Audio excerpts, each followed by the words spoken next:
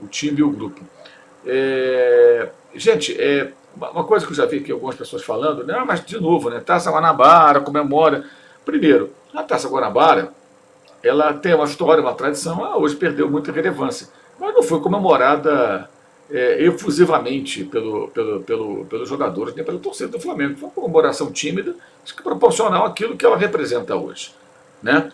Até teve um camarada falando, você criticou, desmereceu a conquista de São Paulo da Supercopa. Eu não desmereci porcaria nenhuma. Eu falei que achei um exagero aquela coisa de jogador chorando porque ganhou a Supercopa, mesmo sendo um jogo contra o Palmeiras, eu achei um certo exagero. A Supercopa também tem um valor menor do que outras conquistas, como a própria Copa do Brasil que o São Paulo ganhou no ano passado. A Taça Guanabara é a mesma coisa.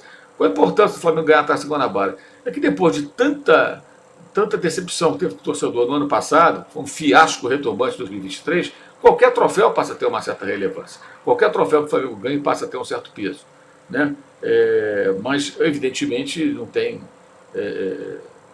Ninguém vai ficar a noite inteira comemorando por conta disso. Nem ninguém está dizendo isso. Mas é melhor chegar, fazer a melhor campanha e ganhar, do que ficar ali olhando, observando, chegar em terceiro, em quarto, ou ficar na situação que está o Botafogo, que é uma SAF, tem investimentos e está dependendo de outros resultados para conseguir uma classificação entre os quatro.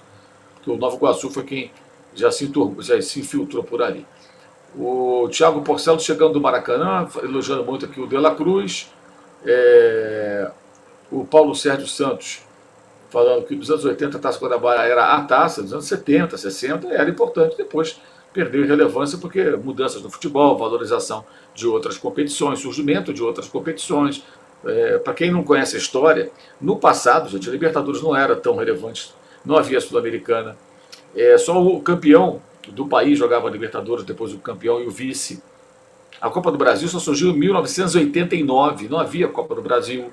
O Brasileirão só em 71, a Taça Guanabara foi criada nos anos 60. Então era uma época que se jogava mais dentro do estado. E ela era uma competição à parte do Campeonato Carioca, que depois foi incorporada como primeiro turno do campeonato. Então por isso que existe e mantém a Taça Guanabara. Mas tem que ser muito mané para achar que alguém está comemorando efusivamente. Não estão. Então foi super discreto. Pegaram a taça, levantaram e tal, mas sem muita empolgação, porque, na verdade, desses títulos agora, o mais importante é o título estadual. E, lógico, o que importa mais para o Flamengo são as outras competições. Mas, repito, pelo que fez no ano passado, o papelão que o Flamengo fez, esses jogadores protagonizaram uma temporada horrorosa, obviamente, eles agora ficam pressionados a ganhar tudo que for possível. Então, se ganharam a Taça Guanabara, foram bem. O Flamengo venceu o torneio, levantou uma taça, não é a mais importante, mas, como coloquei no título aqui, ela deve ser vista como apenas um aperitivo. O apetite do Flamengo tem que ser por títulos maiores, tá? Obviamente.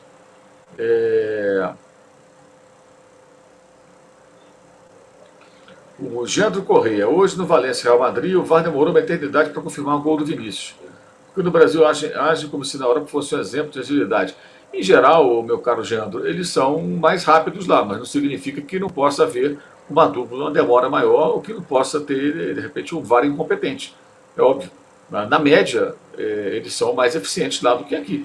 Né? Isso aí me parece bem claro. O jogo foi 2-2, Valência e Real Madrid. Lá em Valência foi a volta do Real Madrid com o Vinícius ao estádio onde ele foi alvo de covardes ataques racistas e o próprio clube, né, não teve um comportamento muito legal, nada legal nessa ocasião. O Vinícius meteu 2 gols, né, inclusive. Né?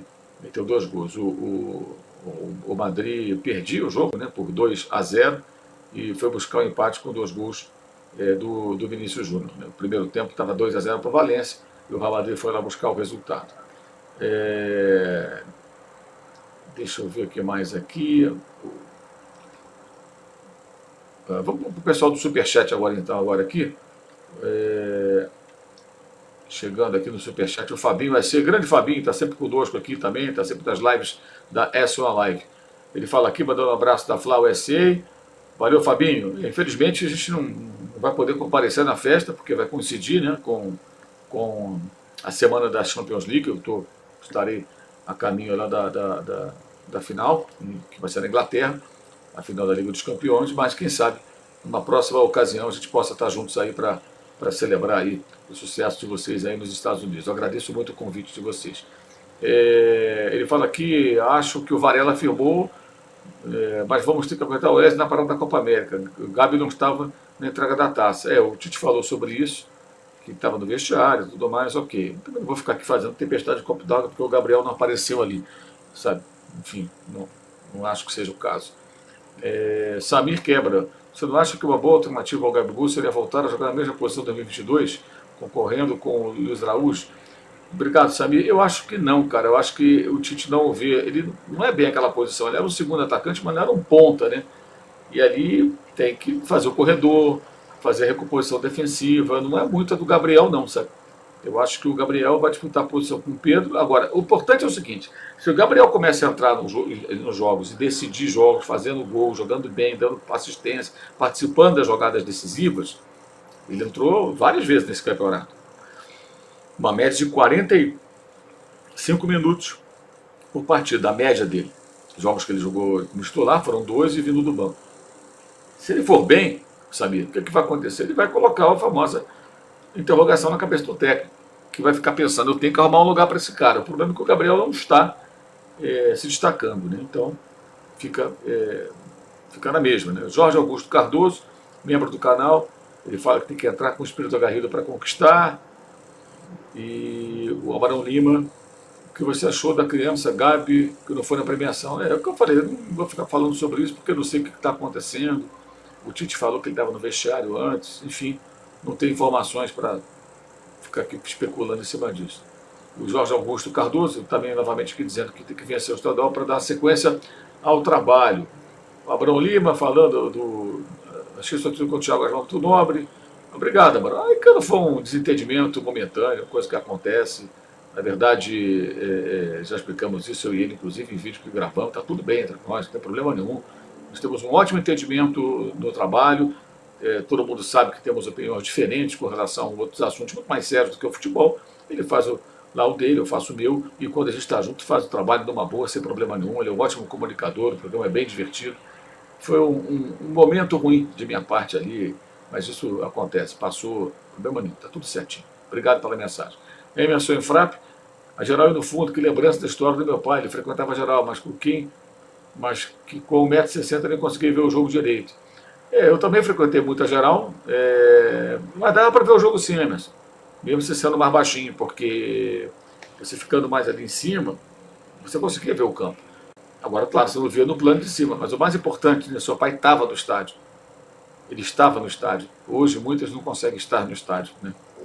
Então, enfim, infelizmente. Eric Rafael. Fiquei impressionado com a disposição da Arrascaeta hoje, principalmente no primeiro tempo, no jogo sem bola. Estava em toda parte, muita entrega física. Eu até comentei, Eric, sobre isso no canal Ghost, na nossa transmissão, lá com o Tauan Neves. Ele de fato está mais inteiro, participando do jogo mais ativamente. Isso é fundamental. Até no ano passado eu critiquei muito a condição do Arrascaeta. Então, conserta o cara, né? Tem problemas físicos ou clínicos, então recupera e depois volta. Não dá para ficar jogando na meia bomba, sem condição física, jogando só 45 minutos, 60 minutos, é muito pouco. O jogador dessa importância tem que jogar sempre e em condições. Ele é muito importante para isso. O Lucas Parente, o Tite se retratou sobre a fala dele em relação ao Daniel Alvim, foi no comecinho da coletiva, inclusive, ele fez ali um comentário se retratando, a gente vai acabar falando sobre isso mais adiante, muito bom.